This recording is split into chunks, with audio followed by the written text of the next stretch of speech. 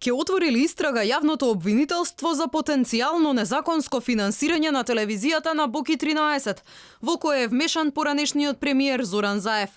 Од таму на прашање на Алфа велат од јавното обвинителство за организиран криминал и корупција не ги поседува наводните снимки чии транскрипти беа прочитани во парламентот. Обвинителството во неколку наврати потсетуваше дека непријавувањето на кривично дело исто така е кривично дело. Ги повикуваме сите субјекти што поседуваат било какви докази кои упатуваат на сторено кривично дело да ги достават до основното обвинителство за гонење на организиран криминал и корупција. Вчера меѓутоа министерката за правда Рената Десковска го повика јавното обвинителство да отвори истрага доколку има индиции за кривично дело. Аз лично го повикувам јавното обвинителство доколку има докази, па дури индиции за сторени кривични дела, да отвори постапки и да ги процесуира. За новата бомба која одекна од собраниската говорница се огласи и техничкиот премиер Оливер Спасовски.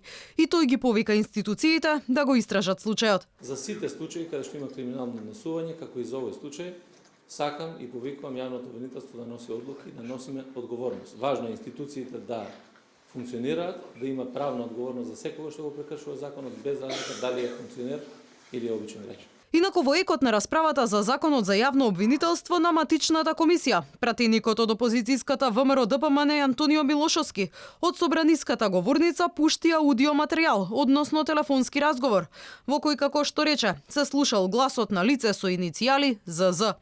Аудиоснимката експресно беше пренесена од интернет порталите. Треба пари од тоа телевизијата и само прави комбинација. Праша Боки, од каде ви се пари за телевизијата? Вие имате еден правилник Хрватска и од сине ще му легне на пари. Тога за тоа са решите добро, ако знаеш.